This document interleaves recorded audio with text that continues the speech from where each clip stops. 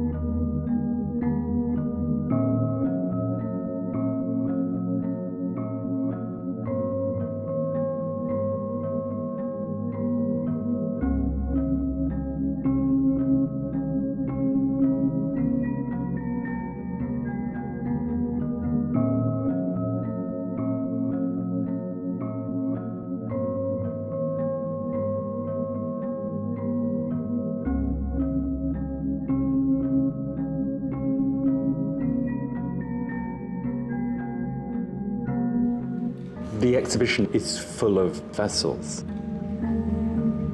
and it's full of repeated vessels. That's an expression of time, of spending time repeating, making things.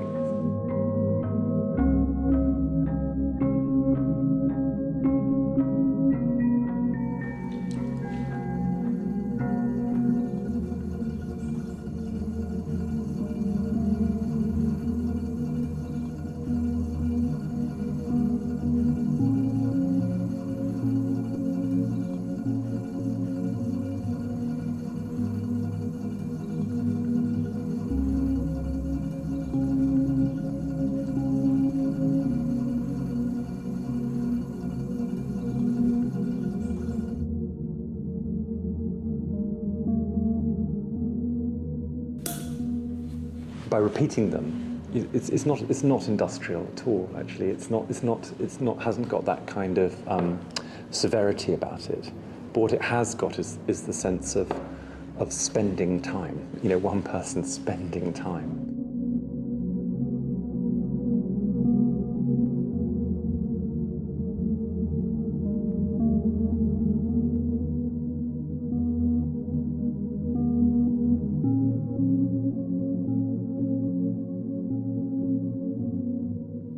Since the last show, 2.5 years ago, I've really been concentrating on what vitrines mean. I mean, vitrine is a glass case, but in this case it means, a vitrine means any frame, any sculptural frame which holds my objects.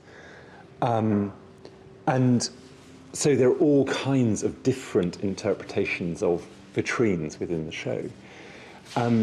But one of the things that I'm trying to do with the vitrines is to find more and more space within them.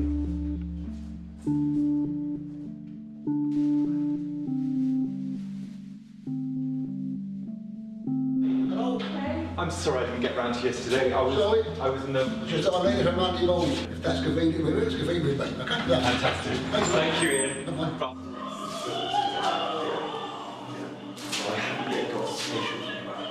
It's set in stone. Fine, no, I guess I'll do it. That's what we would do. Fine. So it's like the insert into the... Oh, okay. What she wants to know is, did you mean to imply that footers tend to be impoverished and not have much Yes.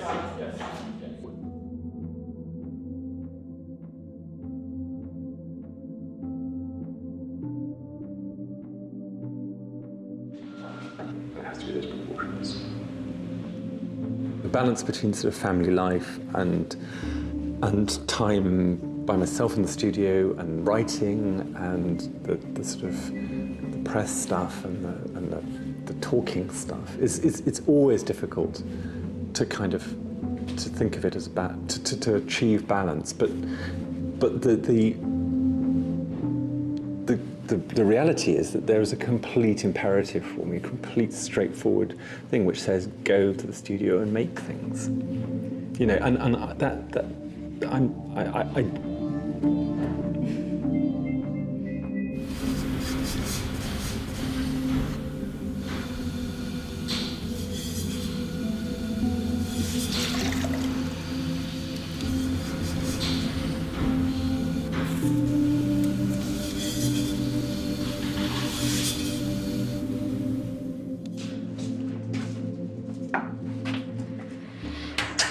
This is our little electric kiln.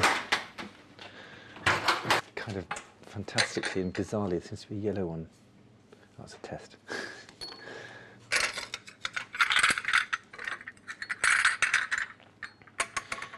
There's a particular Chinese poem which talks about the sound of porcelain, which is fantastic. It's like bird song. It's a kind of 10th century poem about drinking. And as you drink, you listen to the porcelain cups. I just thought that was a particularly beautiful. So this is, you can see how subtle this is. This is if you look at it against a hard white, you can see that it's almost something like sort of clotted cream, but it's going to be absolutely beautiful in a vitrine. So that is a successful unpacking of a kiln. It's not always like that. It just happens to be on film, this one. That's good.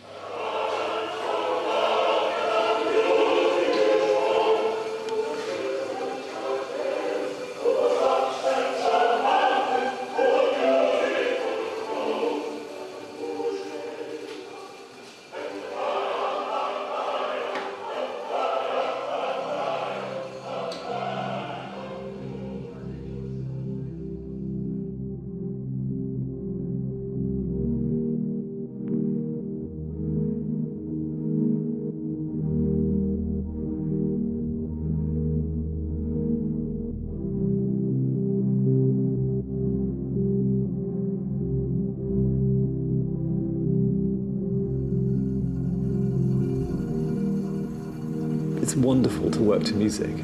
It's absolutely wonderful. It's a very great privilege to be able to sit and work with music. It liberates you because you're not concentrating in that kind of slightly over-focused way on what your hands are doing. There are kind of very special bits of music which really, really matter to me. I listen to lots of classical music. I spent the summer listening to Mozart piano sonatas, and then there's really quite a lot of sort of American minimalist music where there's repetition and there's seriality being explored, and that of course is absolutely present in my work.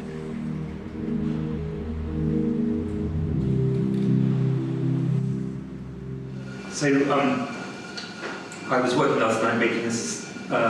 Throwing this series of pots, and I left them out last night to get drier, and then I started to work again on these groups about 6:30 this morning, and they are what's called leather hard. So they are hard enough to trim, which I do using these different turning tools. Some of them are wooden, some of them are metal. Some of them are very, very old, inherited from the guy I was apprenticed to. And what I'm just trying to do is to re-articulate the shapes that I wanted when I was throwing. So I'm taking off excess clay, but I'm also redefining profiles. Sharper edges, describing lines sometimes on the pots, and just generally sort of revealing the shape that I want, that I wanted to create. And actually, this for me as absolutely as much pleasure as actually the throwing. It's a deeply pleasurable bit of the whole business.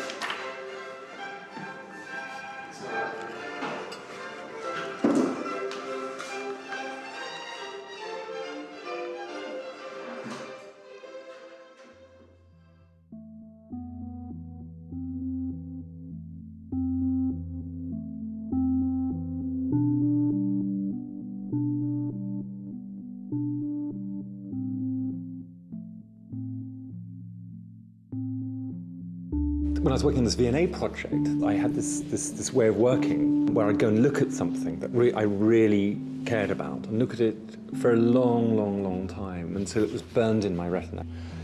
I'd go away, I wouldn't have a photograph of it, I'd just use that kind of after image. And strangely enough, it was a very powerful image, but it was a blurred image at the same time. And so what I wanted to do was to make objects which had that power of that powerful sense of being looked at for a very long time and being out of focus, being so powerful that you couldn't quite concentrate on them. And in this show, 1,000 Hours, there are several pieces where there are objects which are sort of kept at a distance. They're blurred. You can't get your hands on them. You can't get your eyes on them. They come and go. And it's not me being annoying and tricksy and postmodern at all. It's about thinking through very hard about the presence of objects, why objects can matter so much, and that sometimes objects that can be blurred, they can be more powerful because they're not absolutely in focus.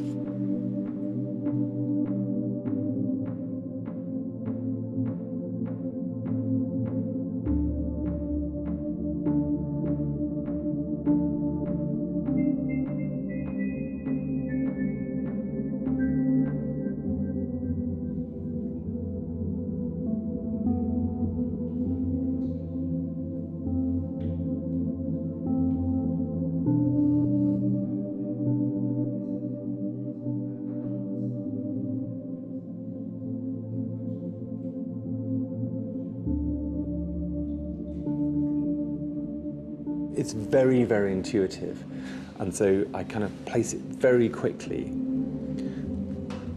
and almost always it's wrong.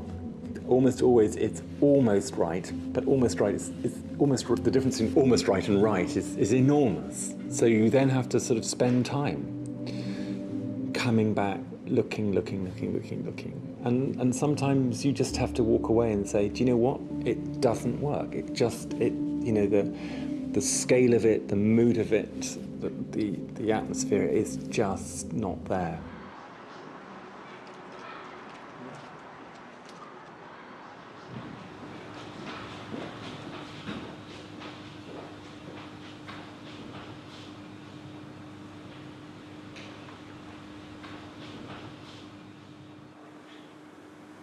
I think yesterday was a very long day.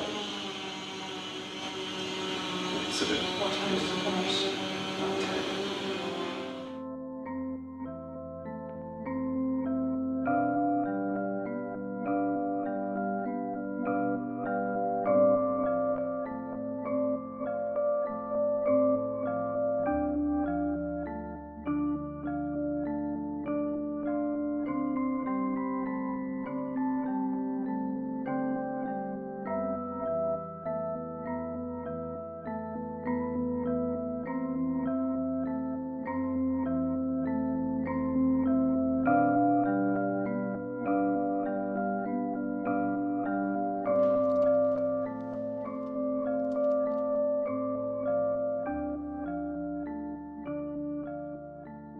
In the middle of the night on a boat, there's the middle watch, which is right in the middle of the night, and it's the most kind of crucial watch in some ways, because everyone